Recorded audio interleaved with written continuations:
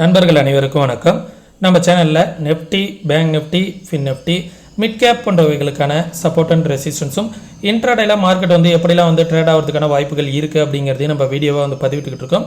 நம்ம பதிவிடக்கூடிய தகவல்கள் நிறைய புதிய பிகினர்ஸ்க்கும் ஏற்கனவே ஷேர் மார்க்கெட்டில் ட்ரேட் பண்ணிட்டு இருக்கக்கூடிய நண்பர்களுக்கும் ரொம்ப உதவிகரமாக இருந்துகிட்டு இருக்கு. நம்ம நேற்றைய தினம் என்ன தகவல் சொல்லியிருந்தோம், இன்றைய தினம் மார்க்கெட் எப்படி ட்ரேட் ஆனிச்சு, நாளைய தினம் எப்படி ட்ரேட் ஆகிறதுக்கான வாய்ப்புகள் இருக்குது அப்படிங்கிறதெல்லாம் இந்த வீடியோ மூலமா பார்த்து தெரிஞ்சுக்கலாம் வாங்க. நம்ம நேற்றைய தினம் என்ன தகவல் சொல்லியிருந்தோம் அப்படின்னு பார்த்தீங்கன்னா, ஒரு லெவல்ஸு இந்த லெவல்ஸுக்கு மேலே வந்ததுன்னா மார்க்கெட் ஒரு அப் ட்ரெண்டில் இருக்கும், அப்படி இல்லைன்னா டவுன் ட்ரெண்டில் இருக்கும். ஒரு மேலே போகிறதுக்கான வாய்ப்புகள் தான் அதிகமாக இருக்குது அப்படிங்கிறத நம்ம வீடியோவில் தெளிவாக சொல்லியிருந்தோம். 24,350க்கு மேலே போணுச்சுன்னா மார்க்கெட் மேலே போகிறதுக்கான பாசிபிலிட்டிஸ் இருக்குது அப்படிங்கிறத நம்ம தெளிவாக சொல்லியிருந்தோம். எக்ஸாக்டாக மார்க்கெட் இன்றைக்கி கேப் அப்பில் ஓப்பன் ஆனாலும் அந்த கேப்பை ஃபில் பண்ணிவிட்டு அகைன் மார்க்கெட் என்ன பண்ணிடுச்சு, அழகாக எக்ஸாக்டாக அந்த இடத்த ப்ரீவியஸ் ஸ்விங்கை ரீடெஸ்ட் பண்ணிவிட்டு மார்க்கெட்டை கொஞ்சம் கொஞ்சமாக மேலே போனாலும் கரெக்டாக மேலே போயிட்டே இருந்துச்சு. இந்த எக்ஸ்பிரிலாம் இல்லாததுனால இந்த மிட் கேப்பு, ஃபின் நிஃப்டி, இந்த புதன்கிழமை அன்னைக்குன்னா பேங்க் நிஃப்டி எக்ஸ்பிரி இதெல்லாம் இல்லாததுனால மார்க்கெட்டை பாருங்களேன், பொறுமையாக ட்ரேட் ஆனாலும் ஒரு கரெக்டாக ட்ரேட் ஆகுது. ஒரு 2 டேஸாகவே நீங்கள் பார்த்துருப்பீங்க, மார்க்கெட்டில் ஒரு பிக்கு மூமெண்ட் பார்த்தீங்க அப்படின்னா ஒரு ஸ்பைக்கை வச்சுட்டு போகிறது, ஒரு சடனாக ஒரு மூமெண்ட் கொடுக்கறது, அந்த மாதிரியான மூமெண்ட்டெல்லாம் நம்ம ஒரு 2 நாட்களாக பார்க்கறது ரொம்பவே குறைவாக இருக்குது. இதுக்கப்புறம் வர இருக்கிற நாட்களில் எப்போயாவது வருதோ என்னவோ தெரில.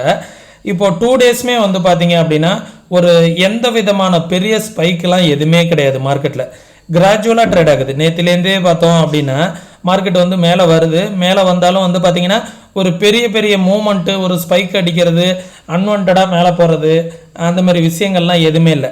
இப்போ உதாரணத்துக்கு பார்த்தீங்கன்னா செவ்வாய்க்கிழமை அன்னைக்கு ஃபின் நிஃப்டியோட எக்ஸ்பிரி இருக்கும், அதில் ஏதாவது அந்த மாரிலாம் விக் வச்சுருக்கா இல்லை ரவுண்டு ஃபிகரில் முடிஞ்சிருக்கா அப்படிங்கிறதெல்லாம் பாருங்களேன்.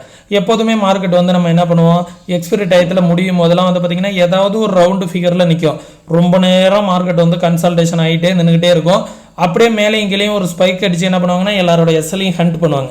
அந்த மாதிரியான பிரச்சனைகள்லாம் இல்லாமல் ஒரு சாதுவான மார்க்கெட்டாக, ஒரு சைலண்டான மார்க்கெட்டாக, ஒரு அமைதியான ஒரு நல்ல மூமெண்ட் கொடுக்குது. அது அப் ட்ரெண்டாக இருக்கட்டும், டவுன் ட்ரெண்டாக இருக்கட்டும், ஒரு கிராஜுவலான மார்க்கெட் ட்ரேட் ஆகிட்டு இருக்கு. இது ரொம்பவே பார்க்க நல்லா இருக்குது. இது எத்தனை பேருக்கு பிடிச்சிருக்கு இந்த மாதிரியான மார்க்கெட்டோட அனுபவம்? ஏன்னா கிட்டத்தட்ட ஒரு 7-8 வருஷத்துக்கு அப்புறம் இப்போ தான் மந்த்லி எக்ஸ்பைரிக்கு நிஃப்டி மாறி இருக்கு. இந்த அனுபவம் உங்களுக்கு எப்படி இருக்குது? இது கண்டினியூ பண்ணால் இதே போல் இருந்தால் எப்படி இருக்கும்? இந்த மாதிரி இருந்தால் மார்க்கெட்டில் உங்களால் ப்ராஃபிட் பண்ண முடியுதா என்ன அப்படிங்கிறதெல்லாம் கமெண்ட் செக்ஷனில் சொல்லுங்கள். நம்ம வீடியோஸ் பார்த்துக்கிறது மூலயமா நீங்கள் என்ன மாதிரியான ப்ராஃபிட் பண்ணியிருக்கீங்க அப்படிங்கிறதையும் கமெண்ட் செக்ஷனில் சொல்லுங்கள். நிறைய பேர் வீடியோ சப்ஸ்கிரைப் பண்ணாமையே வாட்ச் பண்ணிக்கிட்டு இருக்கீங்க. சப்ஸ்கிரைப் பண்ணிவிட்டு ஒரு வீடியோ ஒரு லைக் பண்ணிங்க அப்படின்னா மற்றவங்களுக்கும் வீடியோ கொஞ்சம் ப்ரொமோட் ஆகும். நீங்களும் கொஞ்சம் ஷேர் பண்ணிங்கன்னா சேனலும் கொஞ்சம் க்ரோத் ஆகும். அதற்கு கொஞ்சம் ஹெல்ப் பண்ணுங்கள் நண்பர்களே. ஓகே, வாங்க நெக்ஸ்ட் பார்ப்போம். இமிடியட் ரெசிஸ்டன்ஸ் எங்கே இருக்குன்னா 24,500 அப்படிங்கிற லெவல் தான் இமிடியட் ரெசிஸ்டன்ஸு. மார்க்கெட் அந்த லெவலில் பிரேக் அவுட் ஆகிடுச்சு அப்படின்னா 24,700 அப்படிங்கிற லெவல் தான் ரெசிஸ்டன்ஸ். அதற்கும் மேலே போணுச்சு அப்படின்னா 25,000 அப்படிங்கிற லெவல் வரைக்கும் நிஃப்டி போகிறதுக்கான பாசிபிலிட்டிஸ் இருக்குது அப்படிங்கிறது தான் காமிக்குது. சப்போர்ட் பார்த்தீங்கன்னா 24,350 அப்படிங்கிற லெவல் ஒரு சப்போர்ட்டு. அதற்கும் கீழே வந்துச்சு அப்படின்னா 24,137 அப்படிங்கிற லெவல் ஒரு சப்போர்ட்டு.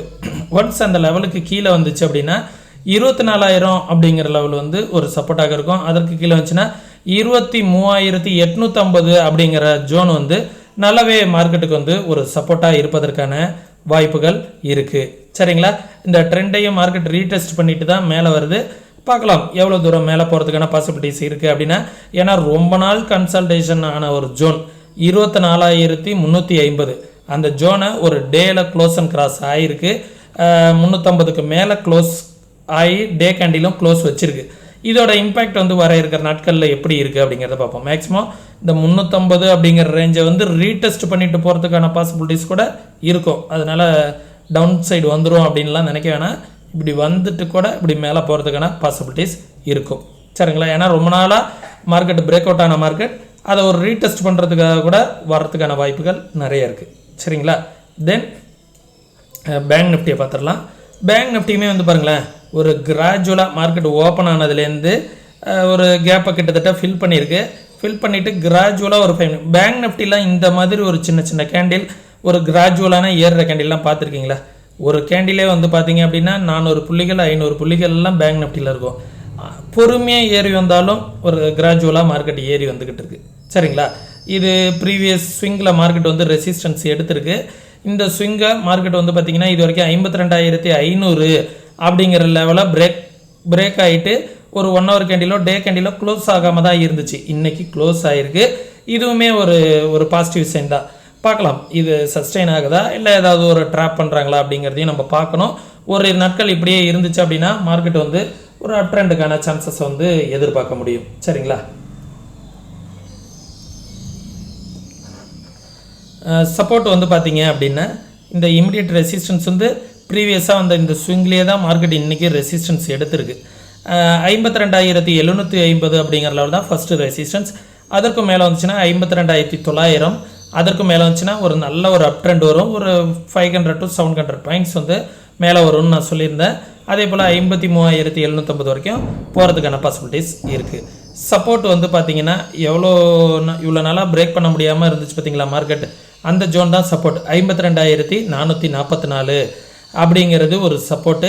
ஒன்ஸ் அந்த லெவலுக்கும் கீழே வருது அப்படிங்கிற பட்சத்தில்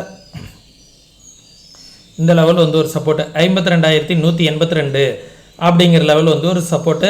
ஒன்ஸ் அந்த லெவலுக்கும் கீழே வருது அப்படிங்கிற பட்சத்தில் 51,726 அப்படிங்கிற லெவல் வந்து ஒரு சப்போர்ட்டாக இருக்கும் பேங்க் நிஃப்டியை பொறுத்த வரைக்கும்.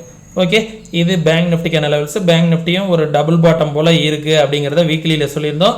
அதே போல் தான் பிரேக் அவுட் ஆகிட்டும் மேலே வந்திருக்கு. ப்ரீவியஸ் ஸ்விங்கர் ரெசிஸ்டன்ஸ் எடுத்திருக்கு. மார்க்கெட் வந்து இந்த லெவலில் பிரேக் அவுட் ஆனிச்சு அப்படின்னா பேங்க் நிஃப்டிலையும் நல்ல ஒரு அப் ட்ரெண்ட் வருவதற்கான பாசிபிலிட்டிஸ் இருக்குது. ஃபின் நிஃப்டியை தான் இன்றைக்கி எக்ஸாம்பிள் உங்களுக்கு காமிக்க போகிறேன். ஃபின் நிஃப்டி வந்து எக்ஸ்பிரி அன்னைக்கெலாம் வந்து பார்த்தீங்க அப்படின்னா இப்படி ஒரு மூவ்மெண்ட்டெல்லாம் நம்ம பார்க்கவே முடியாது. ஒன்று எக்ஸ்பிரி அன்னைக்கு பிரேக் அவுட் ஆனிச்சுன்னா ஒரு ஸ்பைக் அடிச்சுட்டு மார்க்கெட் மேலே போய்டும். இந்தமாரி பொறுமையாக ட்ரேட் ஆகிறதெல்லாம் நம்ம எங்கேயாவது அரிதாக தான் பார்க்க முடியும். சரிங்களா? மார்க்கெட் வந்து ஒரு நல்ல ஒரு கிராஜுவலாக ட்ரேட் ஆகுது. இதே செவ்வாய்க்கிழமைக்காக இருந்தால் இந்த மார்க்கெட்டில் உள்ள அமுளி திமுலியை நம்மளால் பார்க்க முடியாது. ஏன்னா சடனாக ஒரு ப்ரீமியம் மேலே போகும், சடனாக ஒரு ப்ரீமியம் கீழே வரும், ப்ரீமியம் மெல்ட் ஆகும். ஒரு பதட்டத்திலே தான் வச்சுருப்பாங்க நம்மளை. இப்போது இது ஒரு ட்ரெண்டாக இருக்குது பாருங்களேன். இந்தமாரி ட்ரெண்டை தான் வந்து நிஃப்டியாக இருக்கட்டும் பேங்க் நிஃப்டி எல்லாமே ஃபாலோ பண்ணது. ஒரு ப்ரைமரி ட்ரெண்டை இப்படியே மேலே போணுச்சு அப்படின்னா எது ரெசிஸ்டன்ஸாக இருக்கும் அப்படின்னா இன்றைக்கி வந்து ஹை வந்து ஒரு ஃபஸ்ட்டு ரெசிஸ்டன்ஸ். அதற்கு மேலே வந்துச்சுன்னா 24,340 அப்படிங்கிற லெவலில் ரெசிஸ்டன்ஸ். அதற்கு மேலே வந்துச்சுன்னா 24,380. இந்த லெவலுக்கு மேலே வருது அப்படிங்கிற பட்சத்தில் மார்க்கெட் வந்து 24,500 அப்படிங்கிற லெவல் வரைக்கும் போகிறதுக்கான பாசிபிலிட்டிஸ் இருக்குது. சரிங்களா? இது வந்து இமிடியேட் ரெசிஸ்டன்ஸாக இருக்கும். சரிங்களா? தென் மார்க்கெட் வந்து சப்போர்ட் வந்து எங்கே இருக்குது அப்படின்னு வந்து பார்த்தோம் அப்படின்னா மார்க்கெட்டுக்கான சப்போர்ட் வந்து இந்த இடத்துல இருக்குது. 24,230 அப்படிங்கிற லெவல் வந்து ஒரு சப்போர்ட்டு. ஒன்ஸ் அந்த லெவலுக்கும் கீழே வருது அப்படிங்கிற பட்சத்தில் 24,100 அப்படிங்கிற லெவல் வந்து ஒரு சப்போர்ட்டாக இருக்கும். ஒன்ஸ் இந்த லெவலுக்கும் கீழே வருது அப்படிங்கிற பட்சத்தில் இந்த ட்ரெண்ட் லைன் வந்து ஒரு நல்ல சப்போர்ட்டாக இருக்கும். 23,850 அப்படிங்கிற லெவல் வந்து ஒரு நல்ல சப்போர்ட்டாக இருக்கும். இங்கே தான் வந்து ஃபின் நிஃப்டியோட ட்ரெண்டும் இங்கே தான் வருது. சரிங்களா? இந்த சேனல் பேட்டர்னு இங்கே தான் வந்து இந்த ட்ரெண்ட் வருது. மார்க்கெட் இங்கே தான் சப்போர்ட் எடுத்துகிட்டு வருது. ஒன்ஸ் இந்த லெவலில் பிரேக் அவுட் ஆனால் ஒரு நல்ல ரேலி வருவதற்கான வாய்ப்புகள் ஃபின் நிஃப்டிலேயும் இருக்குது. மிட் கேப் வந்து என்ன சொல்ல வருது அப்படிங்கிறத பார்த்தோன்னா மிட் கேப்பும் வந்து ஒரு நல்ல ட்ரெண்ட் வந்து இன்றைக்கி பிரேக் அவுட் ஆகிருக்கு. இந்த ட்ரெண்டோட பிரேக் அவுட் வந்து பார்த்தீங்க அப்படின்னா 12,800 அப்படிங்கிற லெவல் ரெசிஸ்டன்ஸ். அதற்கு மேலே வந்துச்சுன்னா 12,900, அதுக்கு மேலே வந்துச்சுன்னா 13,100. சப்போர்ட் வந்து 12,725, அதற்கு கீழே வந்துச்சுன்னா 12,500, அதற்கு கீழே வந்துச்சுன்னா 12,327. சரிங்களா? இது வந்து மிட் கேப்புக்கு. சென்செக்ஸும் வந்து பார்த்தீங்கன்னா 80,800 அப்படிங்கிற லெவலில் பிரேக் அவுட் ஆகிருக்கு. கிட்டத்தட்ட 81,000 அப்படிங்கிற லெவல்கிட்ட மார்க்கெட் வந்திருக்கு. அடுத்த ரெசிஸ்டன்ஸ் வந்து பார்த்தீங்கன்னா 81,500, அதற்கு மேலே வந்துச்சுன்னா 82,300, அதற்கு மேலே வந்துச்சுன்னா 83,200. இடையில இந்த கேப் ஃபில்லிங்லாம் இருக்குது. இதை பண்ணுவதற்கான வாய்ப்புகளும் இருக்குது. சப்போர்ட் 79,850. இந்த எல்லோ ஜோன் வந்து ஒரு நல்ல சப்போர்ட்டாக இருக்கும். ஒன்ஸ் அந்த லெவலுக்கு கீழே வந்துச்சுன்னா 79,169 அப்படிங்கிற லெவலும் ஒரு சப்போர்ட்டிவாக மார்க்கெட்டுக்கு இருக்கும். சரிங்களா? இதுதான் சென்செக்ஸ்க்கான லெவல்ஸு. இந்த லெவல்ஸ் எல்லாம் உங்களுக்கு யூஸ்ஃபுல்லாக இருந்துச்சுன்னா உங்களுடைய ஃப்ரெண்ட்ஸுங்களுக்கு மறக்காமல் ஷேர் பண்ணுங்கள். நம்ம சேனலுக்கு நீங்கள் ஏதாவது சப்போர்ட் பண்ணணும் அப்படின்னு நினச்சிங்கன்னா ஃப்ரீ டிமெண்ட் அக்கௌண்ட் ஓப்பன் பண்ணுறதுக்கான லிங்க் வந்து டிஸ்கிரிப்ஷனில் கொடுத்துருக்கேன். முற்றிலும் ஃப்ரீ தான். தமிழ் கஸ்டமர் கேர் சப்போர்ட் இருக்குது. விருப்பம் இருக்கக்கூடிய நண்பர்கள் டிஸ்கிரிப்ஷனில் உள்ள லிங்கை பயன்படுத்தி அக்கௌண்ட் வந்து ஓப்பன் பண்ணிக்கிங்க. அதே நேரத்தில் நம்மளோட ஸ்ட்ராட்டஜிஸை வந்து நீங்கள் ஒரு பைசா கூட செலவு இல்லாமல் ஃப்ரீயாக கற்றுக்கணும்னு நினச்சிங்கன்னா நம்ம ரெஃபரல் கீழே நீங்கள் டிமெண்ட் அக்கௌண்ட் வந்து ஓப்பன் பண்ணிவிட்டு உங்களோட கிளைண்ட் ஐடியை வந்து எனக்கு வாட்ஸ்அப்பில் அனுப்புனீங்க அப்படின்னா என்னோடய ஸ்ட்ராட்டஜிஸுக்கான ஃப்ரீ கோர்சஸ்க்கான லிங்க் வந்து உங்களுக்கு கிடைக்கும். சரிங்களா? அதை நீங்கள் வந்து ஃப்ரீயாகவே அக்சஸ் பண்ணிக்க முடியும். அதே நேரத்தில் முழுசாக மார்க்கெட்டை வந்து நீங்கள் ப்ராப்பராக கற்றுக்கணும் அப்படின்னு நினச்சிங்கன்னா கற்றுக்கணும்னு விருப்பம் இருக்கக்கூடிய நண்பர்கள் வாட்ஸ்அப்பில் வந்து டெக்ஸ்ட் பண்ணுங்கள். கற்றுக்கிட்டு ப்ராப்பராக ட்ரேட் பண்ணுங்கள். யாரோட உதவி இல்லாமல் மார்க்கெட்டில் வந்து உங்களால் சக்ஸஸ் பண்ண முடியும். சரிங்களா? நம்ம சொல்லக்கூடிய தகவல்கள் அனைத்தும் மார்க்கெட்டில் அப்படியே நடக்கணுங்கிற அவசியம் கிடையாது. நடக்காமல் போகிறதுக்கும் அதிகமான வாய்ப்புகள் இருக்குது. நீங்கள் இன்வெஸ்ட்மெண்ட் பண்ணுறதுக்கு முன்னாடி உங்களோட ஃபினான்ஷியல் அட்வைசரை கன்சல்ட் பண்ணிக்கோங்க. ஆப்ஷன் ட்ரேட் பண்ணுற மாதிரி இருந்தீங்கன்னா 2 to 3 மந்த் உங்களால் கன்சிஸ்டண்ட்டாக ப்ராஃபிட் பண்ண முடியுதான்னு பாருங்கள். ப்ராஃபிட் பண்ண முடிஞ்சதுன்னா அதுக்கப்புறமா நீங்கள் ஒரு 2 to 3 மந்த் கன்சிஸ்டண்ட்டாக ப்ராஃபிட் வருது அப்படிங்கிற பட்சத்தில் உங்களோட ஃபினான்ஷியல் அட்வைசர்கிட்ட கன்சல்ட் பண்ணிவிட்டு அதுக்கப்புறமா வந்து நீங்கள் இன்வெஸ்ட்மெண்ட் பண்ணிக்கோங்க. ஓகே, மீண்டும் இன்னொரு இது போன்ற பயனுள்ள வீடியோவில் சந்திக்கும் வரை தொடர்ந்து இணைந்திருங்கள். நன்றி, வணக்கம்.